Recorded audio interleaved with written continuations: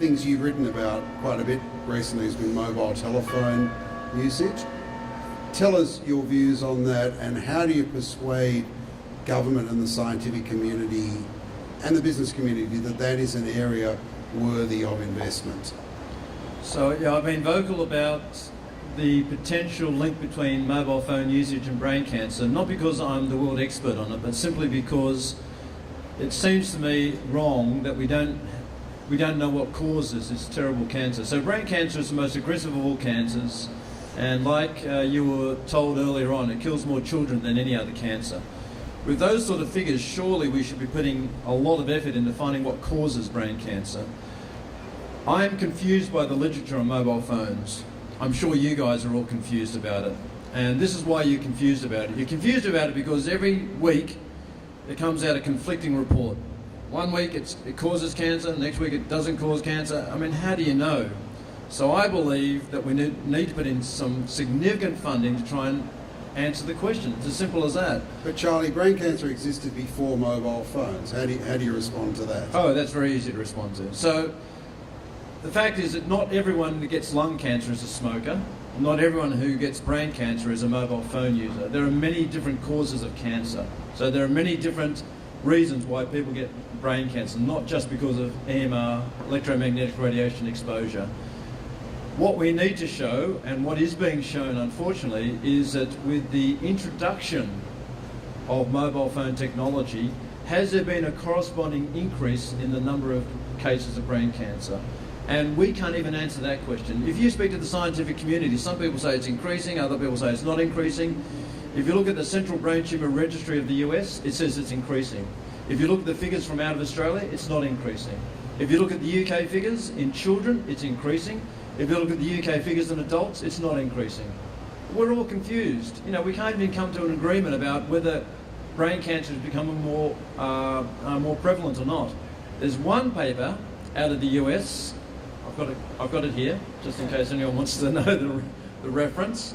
And it shows a linear relationship between the number of mobile phone agreements or contracts and the number of cases of brain cancer in 13 of the US states.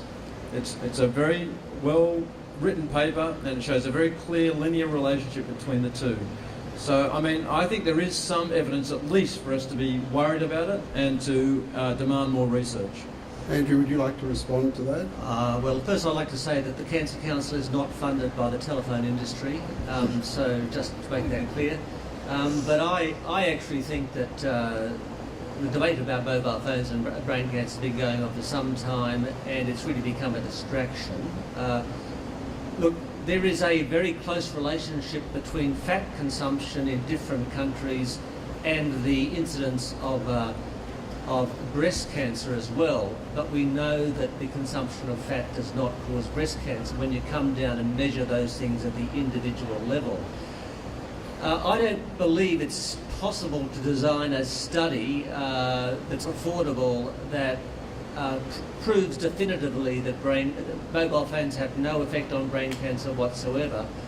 All I can say is the major international studies have tried very hard, and while they've left residual room for doubt, any effect, if any, is tiny. And if you do look at trends, and you look at the fact that from the mid-80s, when no one used a mobile phone, to the 2011, when we're using mobile phones at saturation levels, there is no corresponding relationship in Australia with brain cancer incidence figures. And in fact, if you stratify those figures into the under 50s and the over 50s, there is some increase in the early period in older people, but it's flattened out. But the rates in younger people are completely flat. Now, yes, we do need to understand the causes of brain cancer, but in a cancer where you don't know the causes, it's very tempting to run off and clutch at straws and a minor piece of evidence here and a minor piece of evidence there. You need to sit back and you need to look very dispassionately at all possible causes. And you see in literature on things like bite wing x-rays and birth order in families as being significant. We're funding a study at the moment, a $600,000 study out of Victoria, that's looking at a case control study of 800 people with brain cancer, 800 controls, hoping to get some answers to this question. But I think it's going to be a long, long road before we truly understand what causes brain cancer. And for my money at the moment, the focus of research should be on treatment. Could I? Well, I completely disagree. We'll let the lovely lady in the middle have the floor for a moment. But I feel so strong. I've got to say something immediately, Trevor. Let me just say two things. Keep it pent up. Okay, and okay. you feel better. I'll keep quiet then. Okay. No, I was just going to say, Charlie, that I'm going to sit on the fence here. While I can't categorically say that a mobile phone contributed to the tumour in Julian's skull, I've heard Charlie speak about the increase in auditory, is that the right, tumours close to the auditory canals. I think there's got to be some fact in that. I'm sitting on the fence because I think that it's not just mobile phones, that it's probably technology in general. And I love technology. I love innovation. I love all the iPads and heaven knows what else is going down. I love it. And when I sit down at night, there might only be a couple of people. I'm on my Wi-Fi, and all the passwords pop up when I connect. But when I'm on it during the day, there's probably 25. Now, how many of those waves are penetrating through us as we just walk through the streets, wherever we go? I have no idea. So as far as I'm concerned, the jury is really out. Yes, we have to find the causes, and over to you, Charlie. Okay, so, right. Charlie. It's all going to come out now. Okay.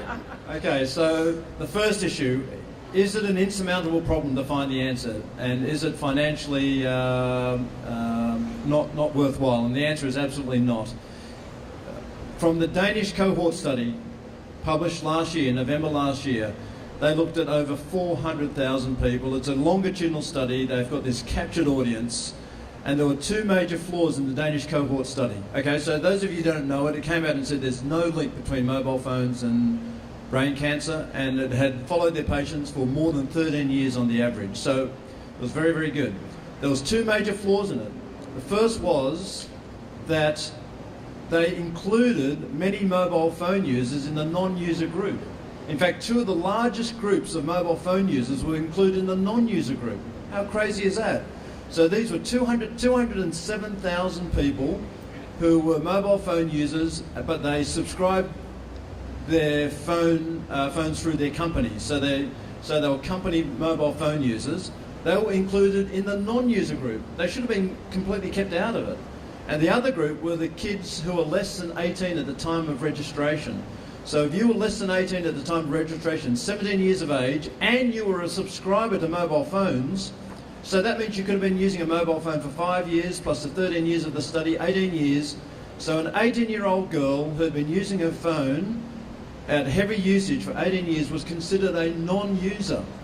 I'm telling you, all you would have had to do, and the final thing is that the telcos wouldn't give out their company records.